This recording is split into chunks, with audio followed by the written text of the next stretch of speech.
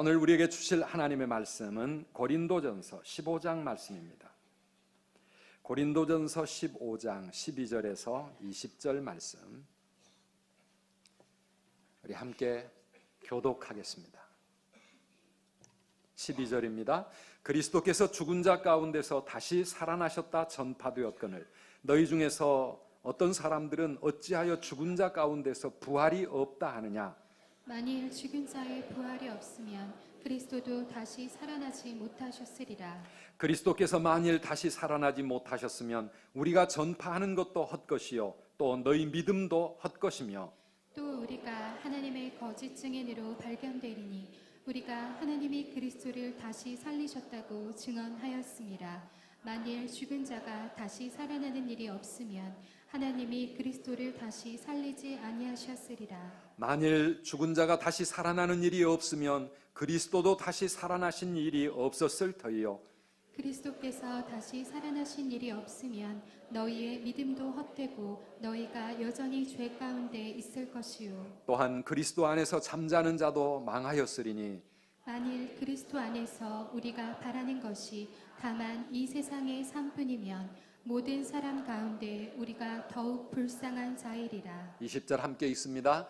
그러나 이제 그리스도께서 죽은 자 가운데서 다시 살아나사 잠자는 자들의 첫 열매가 되셨도다. 아멘. 아멘.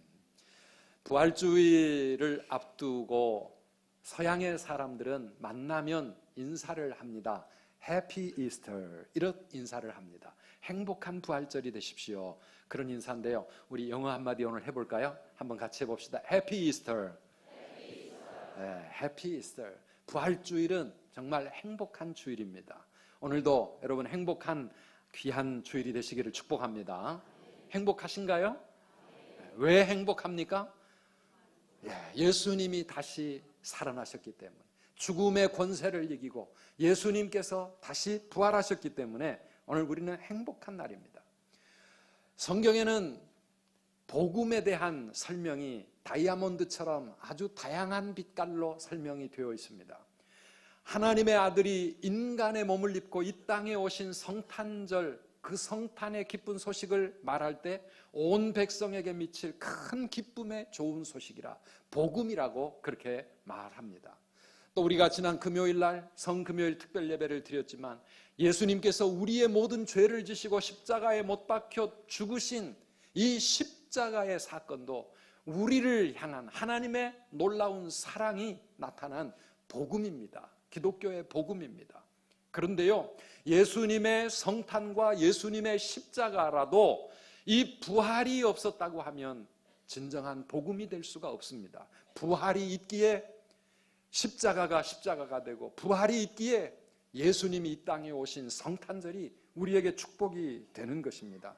그래서 특별히 오늘 4월 우리의 주제가 복음인데요, 우리의 복음 가운데 정말 우리가 힘있게 믿고 힘있게 전해야 될 진정한 복음은 바로 부활의 복음인 줄 믿습니다. 부활의 복음, 부활의 기쁨.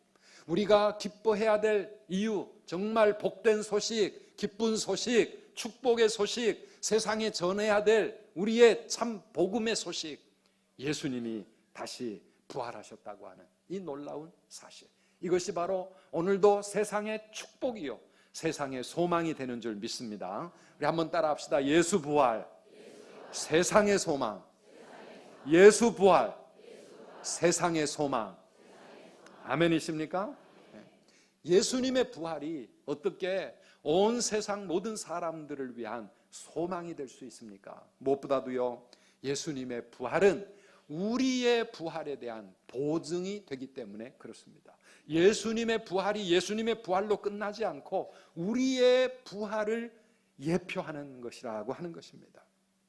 어느 시대에나 부활을 믿지 못하는, 부활에 대한 회의적인 사람들이 많이 있습니다. 여러분들은 어떻습니까? 부활을 믿으십니까? 예수님이 부활하신 건 믿습니까? 거기서 한 걸음 더 나아가서 우리도 부활할 것을 믿으시나요? 우리의 몸의 부활. 교회를 다니는 사람들 중에 한 30% 정도는 부활에 대한 신앙이 없다, 그런 기록이 있습니다. 부활이 안 믿어진다는 것이죠. 어떻게 죽은 사람이 다시 살아날 수 있겠는가? 그게 과학적으로 그게 어떻게 말이 되는 이야기인가? 그러면서 부활에 대해서 별로 믿음을 못 갖는 분들이 있습니다. 오늘 고린도 교회도 마찬가지였습니다. 사도 바울이 그래서 오늘 15장 이 부활장에서 만약에 예수님의 부활이 없다면 어떻게 되었겠느냐? 예수님이 부활하셨다는 것은 우리의 부활을 의미한다. 그렇게 힘있게 증거하고 있는데요. 우리 12절 13절 말씀을 다시 한번 읽어보겠습니다. 그리스도께서 죽은 자 가운데서 다시 살아나셨다 전파되었거늘 너희 중에서 어떤 사람들은 어찌하여 죽은 자 가운데서 부활이 없다 하느냐? 만일 죽은 자의 부활이 없으면 그리스도도 다시 살아나지 못하셨으리라. 아멘. 예수님이 부활하셨다는 그 자체가 우리 죽은 모든 사람들이 다시 부활하게 될 것을 증거하는 것이라는 겁니다.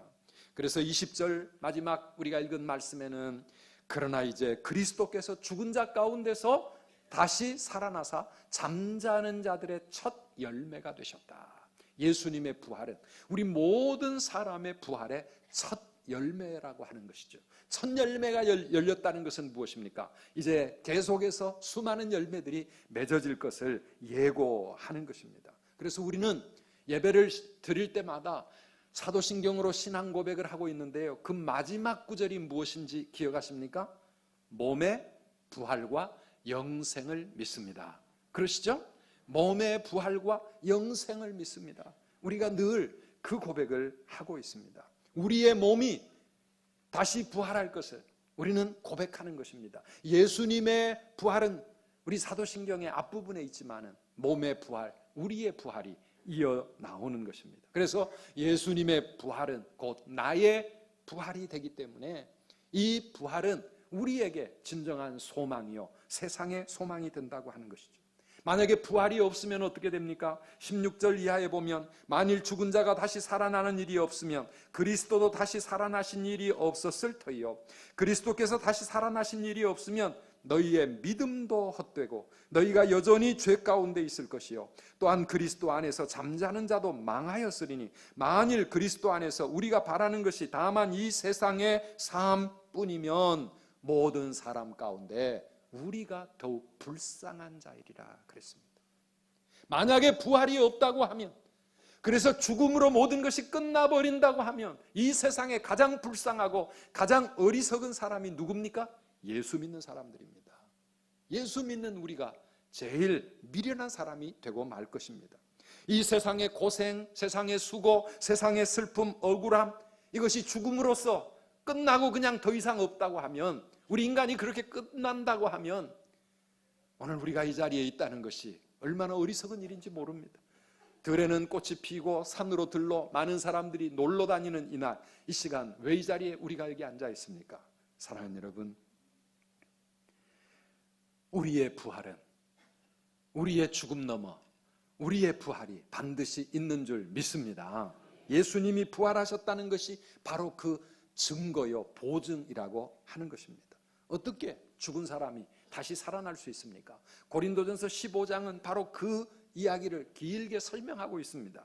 51절 이하에 보면 보라 내가 너희에게 비밀을 말하노니 우리가 다 잠잘 것이 아니요, 잠잔다는 건 죽는 걸 말합니다.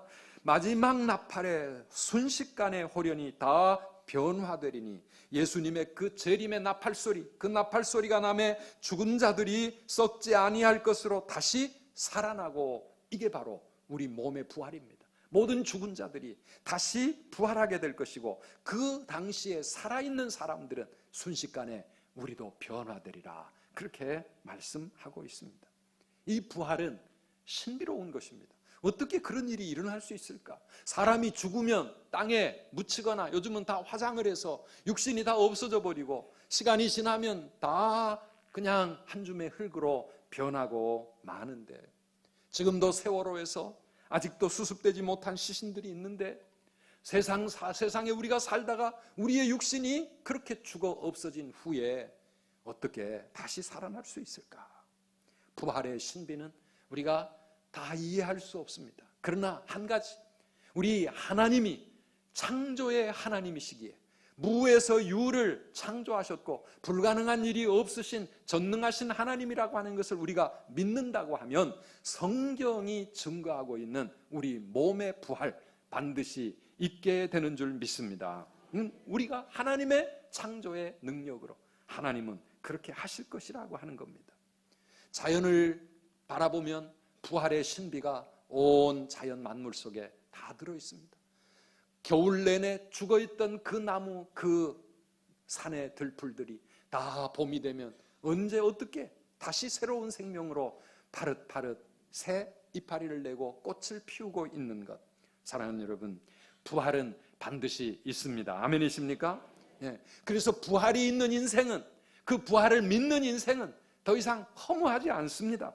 오히려 이 땅에 살아가는 우리의 삶이 얼마나 소중한지 모릅니다. 왜냐하면 이 세상의 삶이 죽음으로 끝나버리는 것이 아니라 죽음 이후에 부활이 있고 영원한 삶이 있기 때문에 지금 우리에게 주어진 이 시간들이 그 영원한 삶을 준비하는, 부활을 준비하는 소중한 시간들이기 때문에 오늘 우리의 삶은 정말 제대로 살지 않으면 안 된다는 것이죠. 오늘 우리가 이 땅에 사는 이 생명의 의미가 얼마나 귀한 것인지 모릅니다.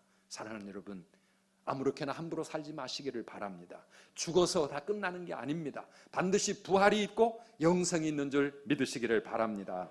예수님의 부활, 예수님의 그 부활이 2000년 전에 한 번 일어난 사건이지만 온 인류의 영원한 소망이 될 수 있는 것은 그 예수님의 부활을 통해서 우리 모든 사람들의 부활이 이루어질 수 있기 때문에, 우리 몸의 부활, 우리의 부활을 예표하는 것이기 때문입니다. 그래서 그것이 오늘 우리에게도 참 소망이 되는 줄 믿습니다. 두 번째로 예수님의 부활은 죽음에 대한 승리를 의미하기 때문에 이것이 바로 온 세상의 소망이라고 말할 수가 있습니다. 우리 인간이 비굴해지는 이유가 무엇일까요? 그렇게 살면 안 되는 줄 알면서도 어쩔 수 없이 그렇게 살 수밖에 없게 되는 이유가 무엇입니까? 결국은 다 죽음에 대한 두려움 때문입니다. 살기 위해서 타협하고, 살기 위해서 못된 짓도 하고, 죽음에 대한 두려움에 우리 인생이 매여 있습니다. 히브리서 2장 14절 15절 말씀을 함께 보시겠습니까?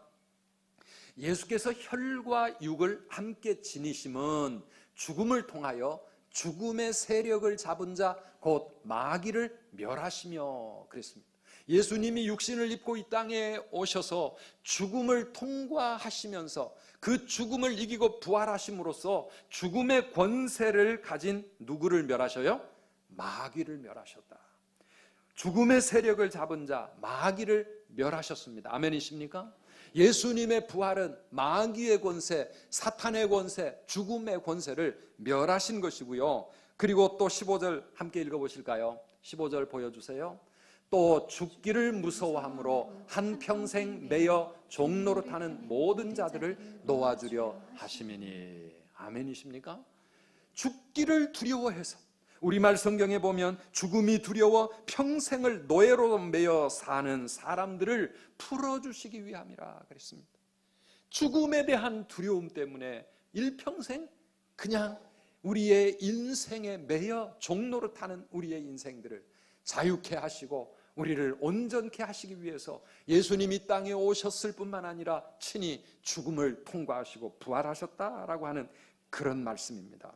사랑하는 여러분, 부활을 믿으면 죽음이 두렵지 않습니다. 아멘이십니까? 죽음이 그게 끝이 아니고 죽음 후에 부활한다고 생각을 하면 죽음이 그렇게 두렵지 않습니다. 죽음이 그렇게 절망스럽지 않습니다. 죽음이 슬픔으로 그렇게 끝나는 것이 아닙니다.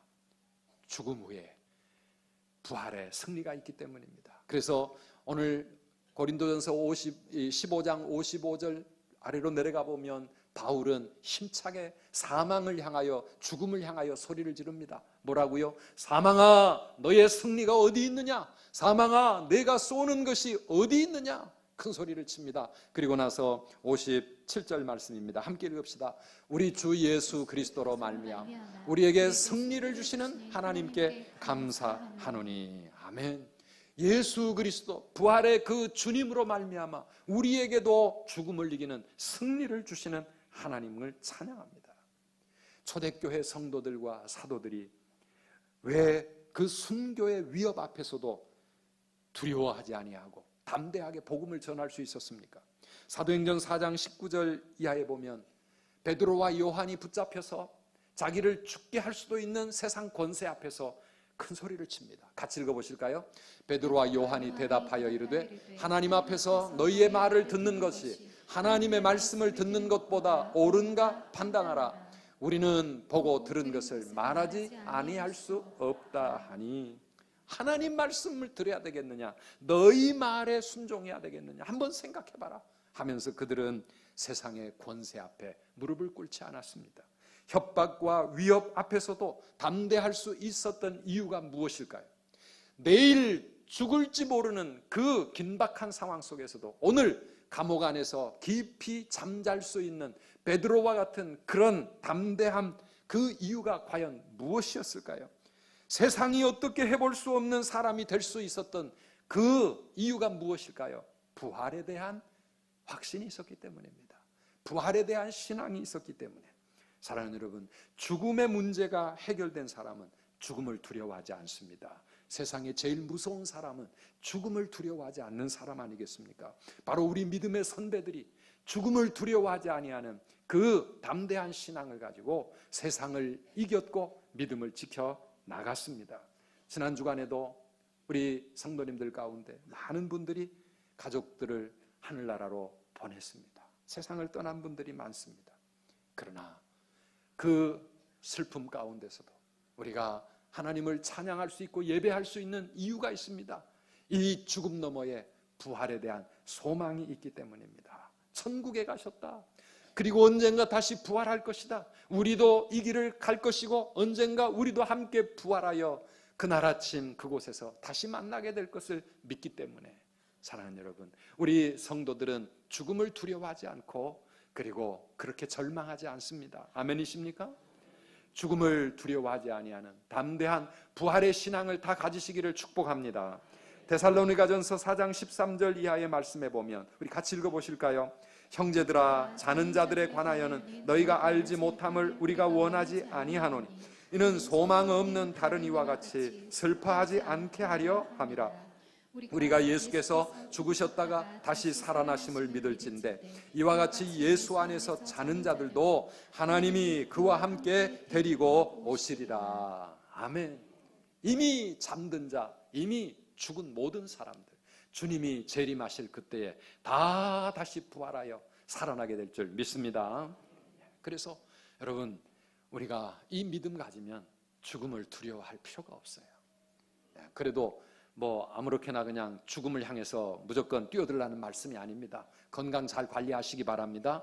그러나 죽음을 두려워하지 마시기 바랍니다. 아멘이시죠? 부활의 신앙이 있으면 죽음을 무서워하지 않습니다. 그래서 이 부활의 신앙, 예수님의 부활은 온 세상 모든 사람들에게 우리가 외쳐야 할 진정한 소망이 될 것입니다.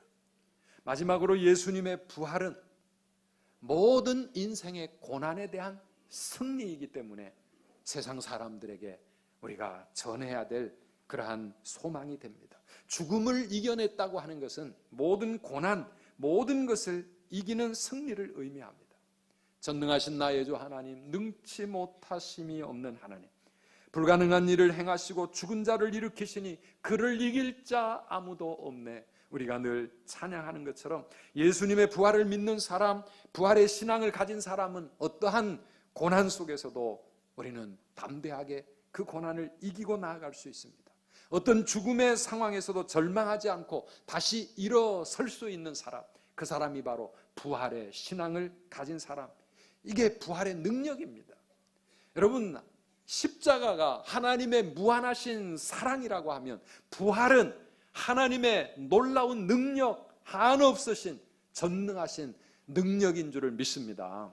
그래서 우리가 예수님의 부활을 믿는 것은 하나님의 전능하신 능력을 믿는 거예요. 요한복음 16장 33절에서 주님은 우리들에게 너희가 세상에서는 환난을 당하지만 담대하라, 내가 세상을 이기었노라.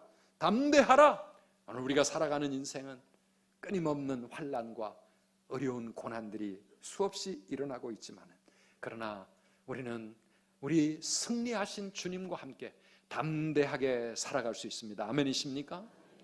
이 나라 우리 4월달 지금 온갖 전쟁의 무수한 소문들이 우리를 참 마음을 힘들게 만들고 있습니다.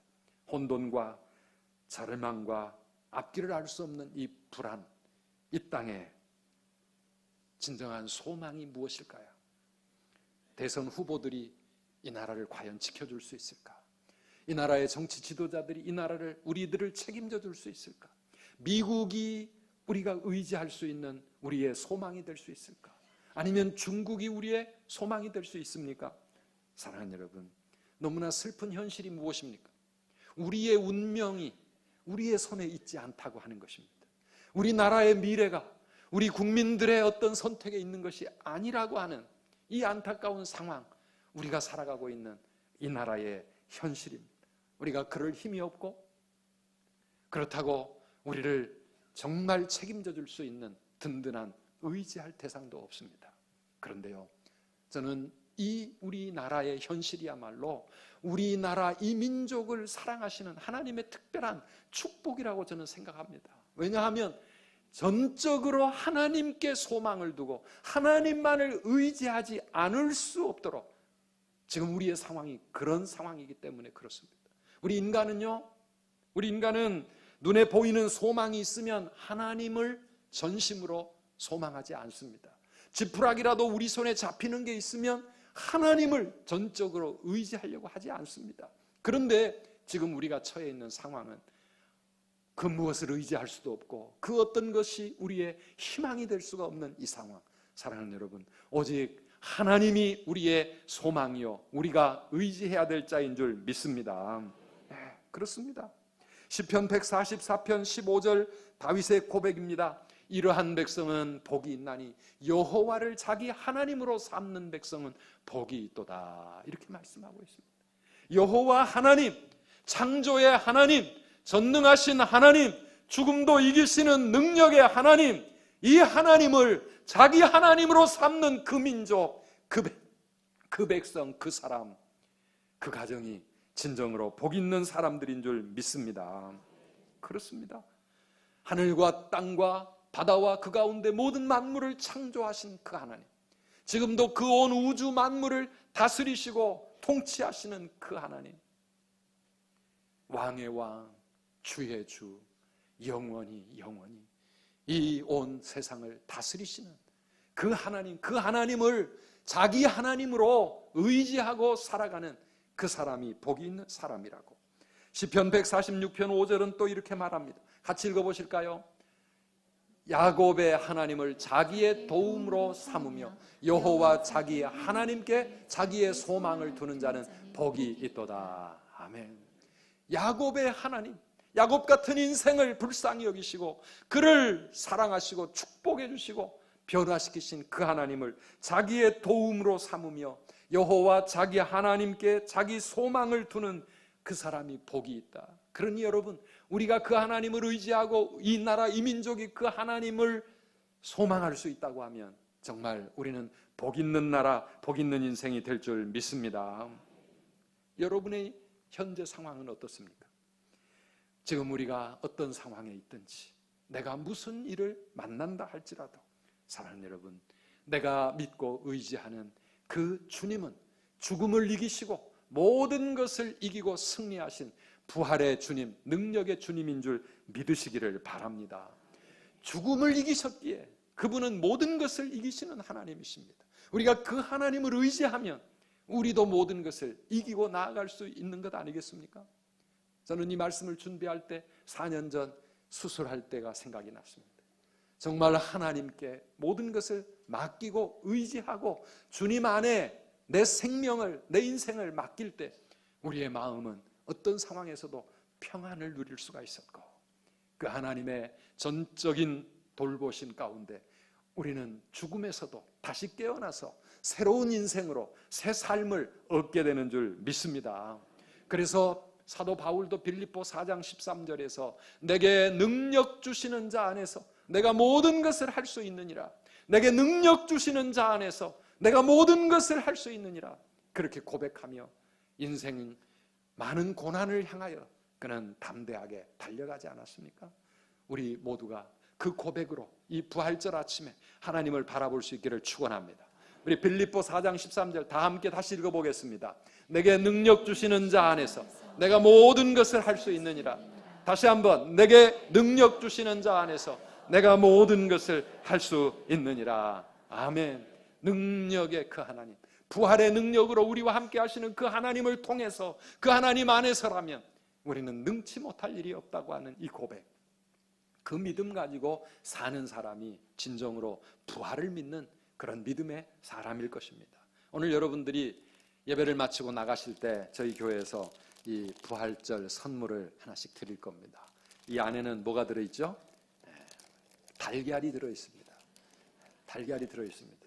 베스트들에게 드리는 선물은 목자님들을 통해서 받으시고요. 그리고 우리 모든 성도님들은 나가시면서 이 계란을 받습니다. 이 달걀은 정말 부활의 신비를 우리가 직접 눈으로 체험할 수 있는 그러한 놀라운 것 아닙니까? 여러분, 이 딱딱한 껍질 안에 우리는 새로운 생명을 기대할 수 없습니다. 눈으로 그냥 보아서는 아무도 믿을 수가 없습니다. 그런데 이 껍질이 깨지고 이 안에 예쁜 병아리가, 새로운 생명이 탄생하는, 이게 바로 부활의 신비라고 말할 수가 있습니다. 예수님을 가두었던 그 무거운 돌과 그 무거운 무덤, 이 무덤이 깨어지고 열릴 때 그 안에 우리 주님은 부활의 몸으로, 영광스러운 몸으로 다시 부활하셨습니다. 여러분, 우리가 이 믿음을 갖고 살아가면 우리의 인생도 마찬가지 아니겠습니까? 우리를 가로막고 있는 이 모든 인생의 딱딱한 껍질들, 우리의 인생의 모든 고난과 삶의 문제들, 나의 한계점들, 이 모든 것들이 나를 이 두꺼운 껍질처럼 두르고 나를 꼼짝 못하게 해서 내 인생 죽음과 같이 얽매여 있고 어둠 속에 소망 없는 인생을 살아가고 있다 할지라도, 사랑하는 여러분, 부활의 능력으로 이 죽음의 껍질, 어둠의 껍질 반드시 깨어지는 때가 있는 줄 믿습니다. 이 껍질이 깨어질 때, 죄송합니다, 병아리가 나오지는 않았습니다. 그런데 이거는 구운 계란이기 때문입니다. 여러분들이 가지고 가셔서 또 먹기 쉽게 하기 위해서 구워서 드렸습니다. 그런데요, 하나님이 역사하시면 이 계란 속에 부활의 신비가 나타나게 되고 정말 새로운 생명이 예쁜 병아리가 되어 하늘을 향해 날개를 치며 살아나는, 이게 놀라운 부활의 축복이라고 하는 것입니다. 사랑하는 여러분, 무덤을 여시고 주님이 부활하신 것처럼 우리의 인생에도 부활의 사건이 일어나게 되기를 주님의 이름으로 축복합니다. 우리 교회의 소망, 우리 가정의 소망도 이 부활의 주님이십니다. 불가능한 일을 이루시고 죽은 자를 일으키시는 전능하신 우리 주님이 우리의 참 소망이요, 우리가 그분을 나의 도움으로 삼고 살아가는 인생, 복된 인생이에요. 우리 교회 성전 건축, 청라채플 부흥, 베스트의 구원, 우리의 힘으로는 이룰 수 없는 딱딱한 껍질 속에 갇혀 있는 것이라도, 사랑하는 여러분, 우리는 부활의 복음을 가진 사람들입니다. 아멘이십니까? 부활의 복음을 누려야 합니다. 나의 삶의 이 하나님의 부활, 예수 그리스도의 그 십자가의 사랑뿐만 아니라 부활의 능력을 우리가 누리며 살아갈 때, 살아계신 주, 다시 살아계신 그 주님, 오늘도 나의 삶의 기쁨이 되고 소망이 되고, 그래서 모든 어려움과 고난을 이기고 나아갈 수 있는 그러한 놀라운 능력을 우리가 얻게 되고, 우리가 이 복음을 누리며 살아갈 때 우리는 이 복음을 다른 사람들에게, 우리 베스트들에게 전해줄 수 있을 겁니다. 베스트에게 주는 선물도 계란입니다. 여러분, 이 계란을 전해주면서 부활의 놀라운 능력을 설명해 보시기 바랍니다. 예수님의 부활을 전해 보시기를 바랍니다. 그리고 우리도 예수님처럼 다시 부활하게 될 것인데, 이 세상을 살아가는 우리의 삶 속에서도 작은 부활들을 우리는 끊임없이 체험할 수 있고, 내게 능력 주시는 자 안에서 내가 모든 것을 할 수 있다고, 이 믿음을 여러분들이 선포하면서 사랑하는 여러분, 보기 전에는 믿어지지 않지만 그러나 예수님 만나보면 믿어지게 되는 줄 믿습니다. 이 부활의 능력으로 살아가는 우리 모든 성도님들 되시기를 주의 이름으로 축복합니다. 우리